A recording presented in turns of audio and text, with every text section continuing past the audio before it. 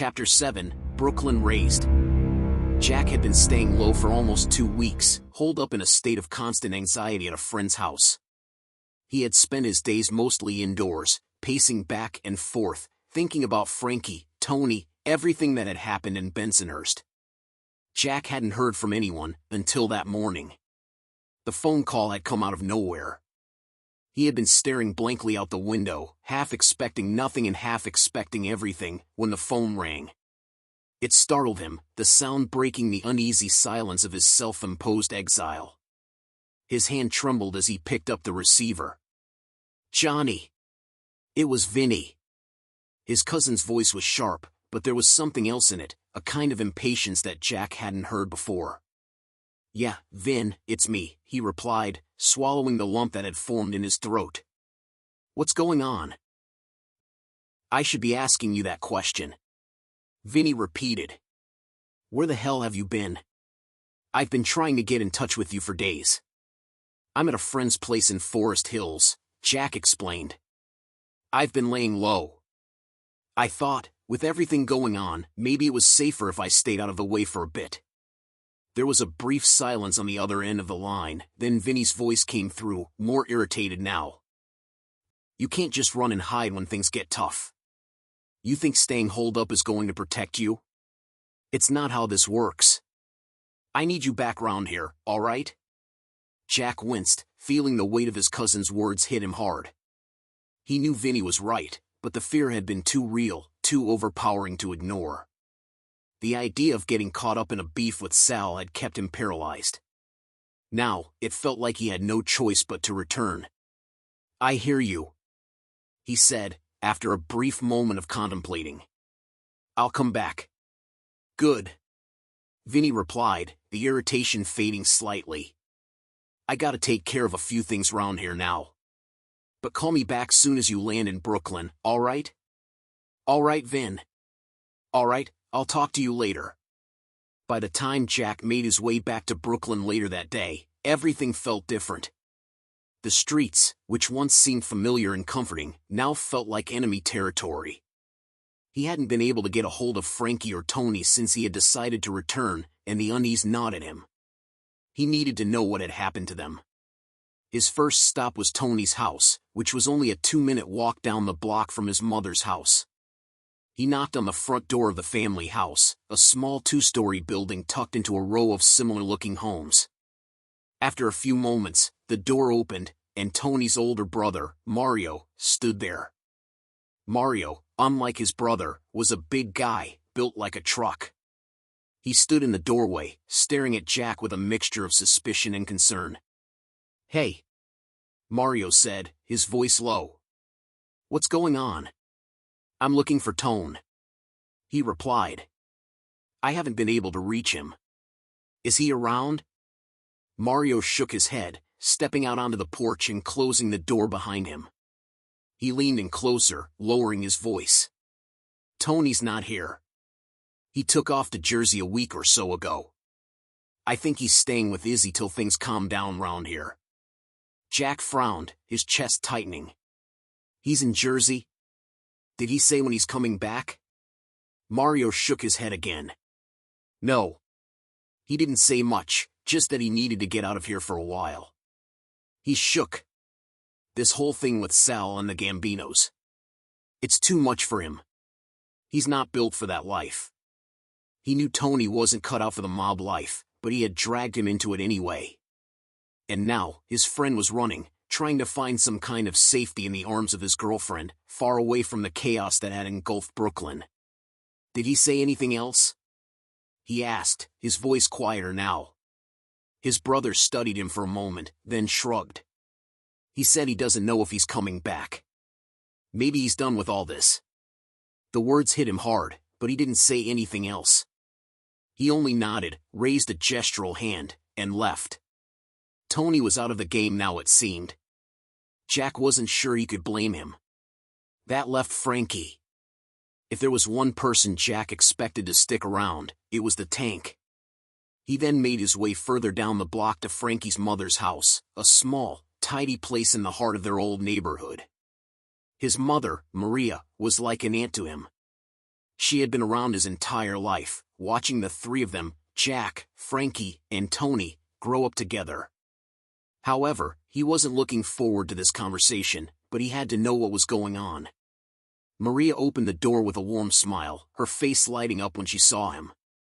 "Hey, Aunt Marie." "Johnny." "Oh my God, it's been too long. Come in." Jack stepped inside, the familiar smell of Maria's cooking hitting him like a wave of nostalgia. He had spent so many years in this house, it almost felt like a second home. But as he followed her into the kitchen, the pit in his stomach grew. "You seen Frankie around?" Jack asked, trying to keep his voice casual. "I take it you ain't been by Lena's?" Maria replied. "He left for Philadelphia a few days ago." "Philly?" Jack repeated, surprised. Maria nodded, sitting down across from him. "He's going to work with his uncle up there. In sanitation." Jack blinked, taken aback. Sanitation? Frankie had always talked about his favorite uncle up in Philly, and going into that field of work, but he never thought he'd actually do it. And now, here he was, running off to go legit. Another one gone. He's really going for it. Jack muttered, half to himself. Maria looked at him with the same motherly concern she had shown him his entire life. "Johnny, listen to me. Frankie is doing the right thing. He doesn't want this life anymore, and you shouldn't either." Jack stiffened, the weight of her words sinking in. He had to half expect the conversation to go down this route. Maria was looking at him with pleading eyes, and he could feel the love and concern in every word she said. "You're like a son to me." She continued, her voice soft but firm. "I know Vinny's your cousin, and I know you've been caught up in all this mess. But you can still get out. Frankie's getting out. Tony's already gone. You don't have to do this." Jack didn't respond immediately. He didn't know how to. A part of him wanted to believe her, to believe that he could walk away and live a normal life. While another part of him knew it wasn't that simple. And an even smaller, more darker part of him didn't want to leave at all. The money, the power, the respect, it was intoxicating, and Jack wasn't sure he could give it up. "I appreciate what you're saying, Aunt Marie," Jack finally said, his voice quiet. Her eyes softened, but there was a hint of frustration in her voice. "You're better than that. You have more to offer than running around with Vinny, getting into trouble. Don't let this life swallow you whole." They talked for a little while longer, catching up on family and old friends, but the weight of the conversation lingered between them. When Jack finally said goodbye and stepped back out onto the street, he felt torn, like he was standing at a crossroads, unsure of which path to take. Later that day, Jack returned to his own home, his mind still spinning from the conversations he'd had. Tony and Frankie are gone. Just like that. Maria's words clung to his mind. It felt like everyone around him was trying to pull him out of the life, trying to convince him to leave the streets behind. But deep down, he knew what he wanted.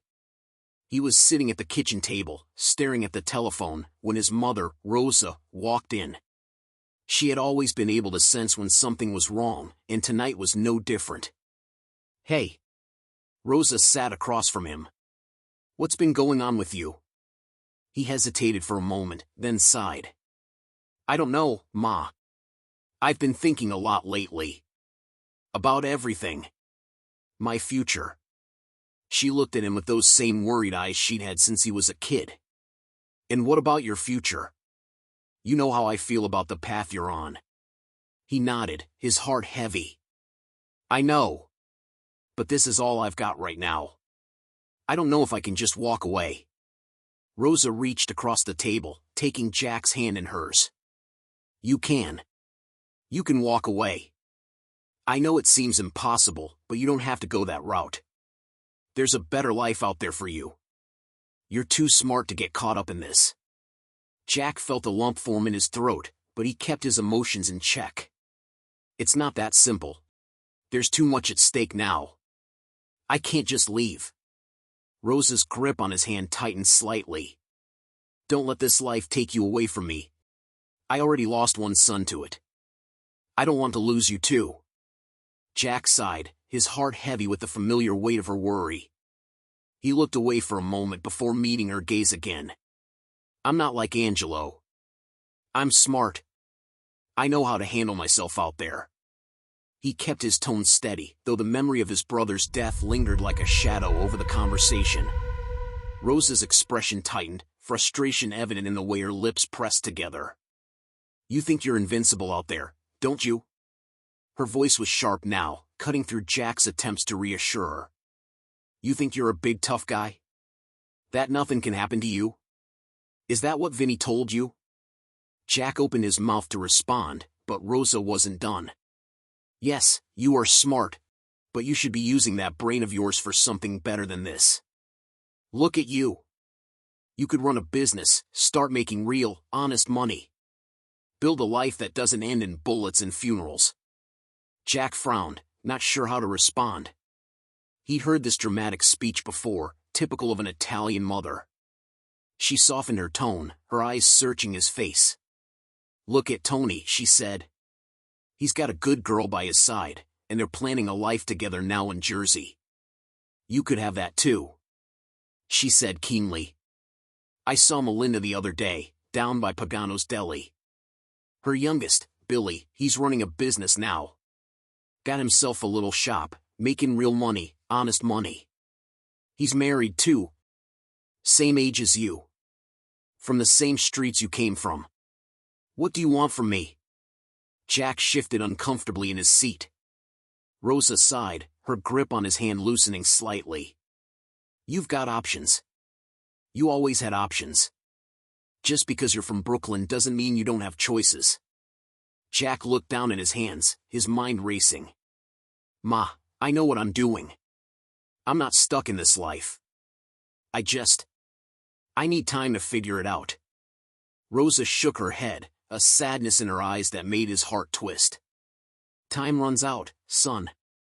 It ran out for Ange, and I don't want it to run out for you too. Don't let this life steal you from me. Jack didn't have the heart to argue with her anymore. He knew how much his mother had sacrificed for him, how hard she had worked to keep him on the right path. But the streets had a pull that he couldn't ignore. The money, the respect, the sense of belonging, it was all too strong. They sat in silence for a few minutes, his mother's words hanging heavy in the air. Eventually, she stood up, kissing him on the forehead before walking back to her room. As the door closed behind her, Jack felt the weight of his decision settle on him like a suffocating blanket. He knew what his mother wanted him to do. He knew what Maria had begged him to do. But no matter how hard he tried to push it away, the pull of the life seemed to always win. He reached for the phone, his hand trembling slightly as he dialed Vinny's number. The phone rang twice before it was answered, but instead of his cousin, the initial voice was a woman's. Michelle? Jack said, recognizing the voice straight away. Johnny, is that you? She replied, her voice warm. How've you been? He forced a small smile, even though she couldn't see it. I've been all right, just laying low. Is my cousin around? Of course. He left his phone at the bar. Michelle said with a hint of amusement. You boys are always doing that. Hold on a second. Jack heard her set the phone down, then her voice shouting for Vinny in the background.